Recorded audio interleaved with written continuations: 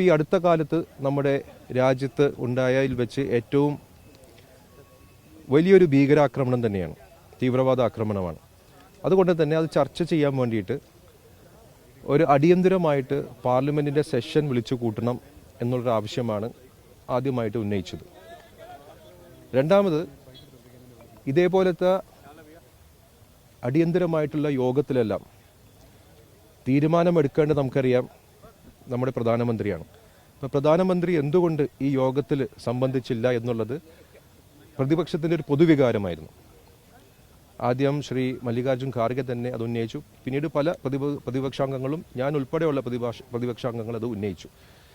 ഇന്ന് ബീഹാറിൽ തെരഞ്ഞെടുപ്പ് യോഗത്തിൽ പ്രസംഗിക്കുന്ന പ്രധാനമന്ത്രിയെ നമ്മൾ കണ്ടു. അപ്പോൾ ഈ ഒരു യോഗത്തിനേക്കാളും വലിയ യോഗമായിരുന്നോ ബീഹാറിൽ, അല്ലെങ്കിൽ ഈ യോഗത്തിന് അത്രമാത്രം പ്രാധാന്യമുണ്ടായുള്ളൂ എന്നുള്ള കാര്യങ്ങളാണ് നാം അന്വേഷിച്ചത്. എന്തുകൊണ്ട് പ്രധാനമന്ത്രി അവിടെ വന്നില്ല? കാരണം തീരുമാനം അൾട്ടിമേറ്റ്ലി എടുക്കേണ്ടത് പ്രധാനമന്ത്രിയാണ് എന്നുള്ളതിനാൽ.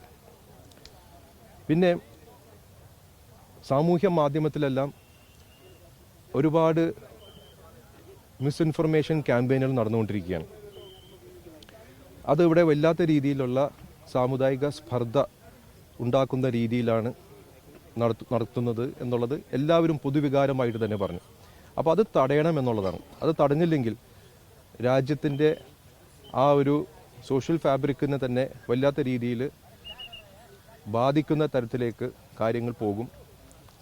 അപ്പോൾ ഈ സാമൂഹ്യ മാധ്യമങ്ങളുടെ ഈ തരത്തിലുള്ള ദുഷ്പ്രചരണങ്ങളെല്ലാം തടയണമെന്നുള്ള ഒരാവശ്യം എല്ലാവരും ഉന്നയിച്ചു.